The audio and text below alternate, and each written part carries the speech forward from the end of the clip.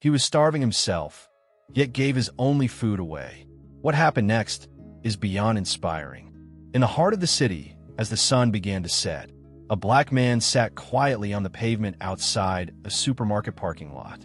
His face reflected hunger and fatigue. In front of him lay a small cardboard box with a few coins, a silent plea to passing strangers. As evening shadows grew, a young man noticed him. Feeling a surge of compassion, he handed the beggar a plastic bag filled with food.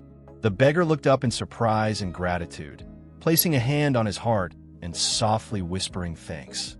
Later that night, the beggar, still clutching the food, walked along the roadside amid heavy traffic and glowing headlights. Suddenly, he noticed a small, worn-out tent on the footpath. Sitting there was a poor husband and wife, pale, hungry, and barely holding themselves up. Without hesitation, the beggar walked over and offered them the food he had just received. Unbeknownst to him, the same man watched the scene from inside his car, stunned.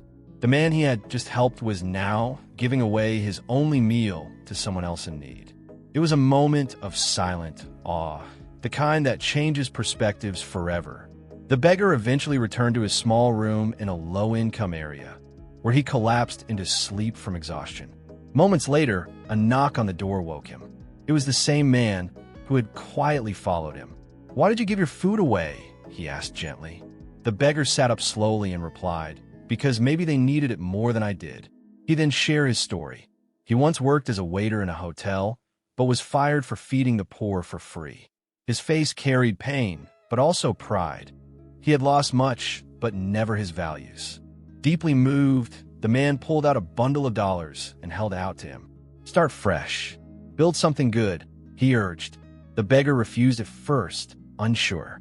But after some insistence, he finally accepted with teary eyes and a heart full of silent gratitude. With those funds, the beggar started a small car wash business. His honesty and work ethic drew loyal customers. As his business grew, so did his heart. Every evening, outside his shop, he set up a food table to feed the hungry, remembering the days he sat where they now sat. One such evening, as he served warm food to the poor, the same man returned. This time with a smile. "You never stop doing good," he said, embracing him like a brother. "Now I want to help too. I'll join you in feeding them every day and help with the expenses." Side by side, they served the poor, not as a beggar and a stranger, but as brothers bound by kindness, compassion, and shared humanity.